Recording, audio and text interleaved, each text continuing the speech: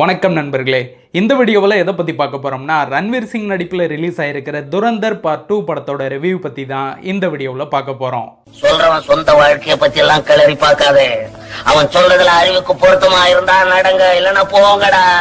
படத்தோட கதையை பற்றி பார்த்தீங்கன்னா, துரந்தர் பார்ட் 1 இந்தியன் ஸ்பை ஏஜென்ட்டாக போகிற படத்தோட ஹீரோ பாகிஸ்தானுக்குள்ளே நுழைஞ்சு அங்கே இருக்கிற கேங்ஸ்டரோட ஒன்று சேர்ந்து சின்ன சின்ன கேங்ஸ்டர் முதற்கொண்டு பெரிய பெரிய கேங்ஸ்டர் வரைக்கும் எல்லாரையும் சந்தேகமே இல்லாமல் போட்டு தள்ளிட்டு அந்த கேங்ஸ்டர் கூட்டத்திலேயே ஒரு முக்கியமான இடத்த பிடிக்கிறாரு.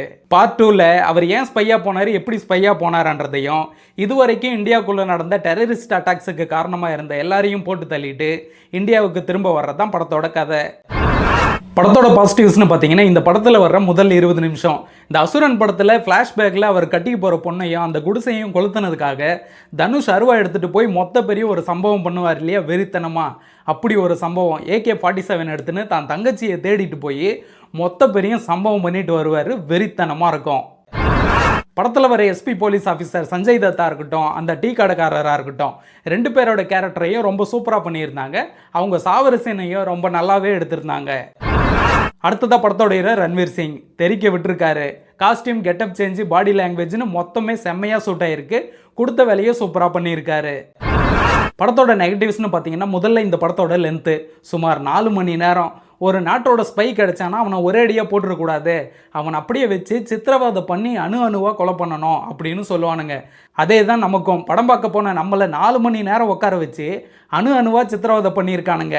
இந்த படத்தில் யூஸ் பண்ணுற வெப்பன்ஸை வச்சு முதல்ல ஆடியன்ஸ் எங்களை போட்டுரு முடியல. 4 மணி நேரம் படத்துக்கு உண்டான மேட்ரு உள்ளே இருக்கான்னு கேட்டிங்கன்னா கிடையாது. ஹீரோ நடந்து வரும்போது ஸ்லோ மோஷனு, அவரை பேக் ஆங்கிளில் எடுக்கும் போது ஸ்லோ மோஷனு, ஃப்ரண்ட் ஆங்கிளில் எடுக்கும் போது ஸ்லோ மோஷனு, சைடு ஆங்கிளில் எடுக்கும் போது ஸ்லோ மோஷனு, அவர் சேரை திருப்புனா ஸ்லோ மோஷனு, திரும்பி பார்த்தா ஸ்லோ மோஷனு. இப்படி படத்தில் நடித்த ஹீரோ முதற்கொண்டு மொத்த பேருக்கும் ஸ்லோ மோஷனை வச்சு சாவடிச்சிருக்கானுங்க. இதில் கொடுமை என்னன்னா, பேசுகிறத கூட ஸ்லோ மோஷனில் எடுத்திருக்கானுங்க. இந்த படத்தை என்கிட்ட கொடுத்துருந்தாவே இதில் தேவையில்லாத ஸ்லோ மோஷன் எல்லாத்தையும் கட் பண்ணி தூக்கிட்டு நடுவில் இருந்த குப்பை சீன் மொத்தத்தையும் கழட்டி எடுத்திருந்தா இந்த படத்தை 1.5 மணி நேரத்தில் நானே எடிட் பண்ணி கொடுத்துருப்பேன். எடிட்ரு எந்த வேலையும் செய்யல போல. அடுத்ததாக படத்தோட கதை. பாகிஸ்தானை வில்லனாக காட்டணும், பாகிஸ்தானில் இருக்கிற இஸ்லாமியர்களை வில்லனாக காட்டணும். அதை வச்சு இங்கே பல வருஷமாக மத அரசியல் பண்ணுறவங்க வாயில் தேனை ஊற்றணும், அதை கண்மூடித்தனமாக நம்புகிற வடக்கம் வாயில் கோமியத்தை ஊற்றணும்.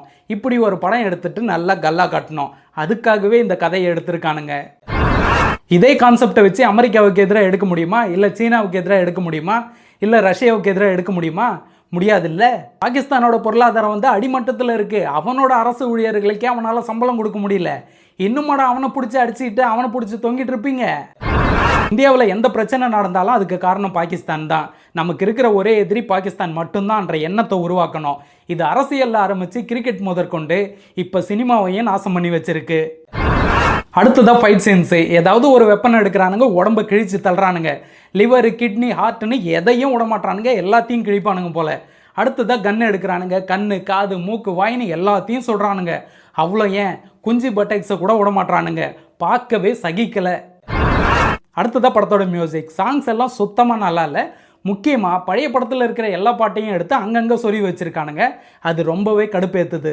முக்கியமாக இந்த பேக்ரவுண்ட் ஸ்கோர்னு ஒன்று போட்டு வச்சுருக்கானுங்க.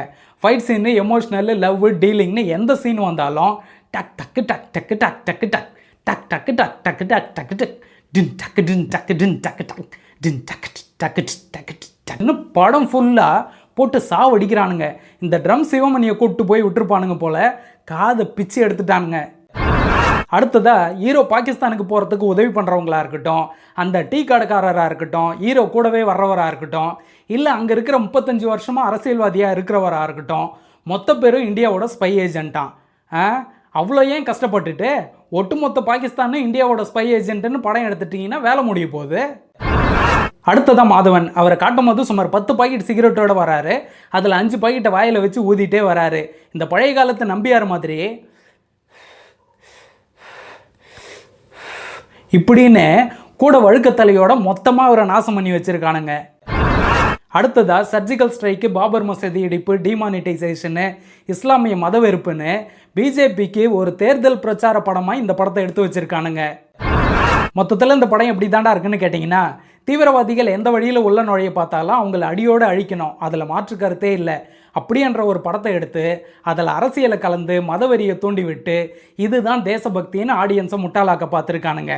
Durandhar, no comments, simply waste.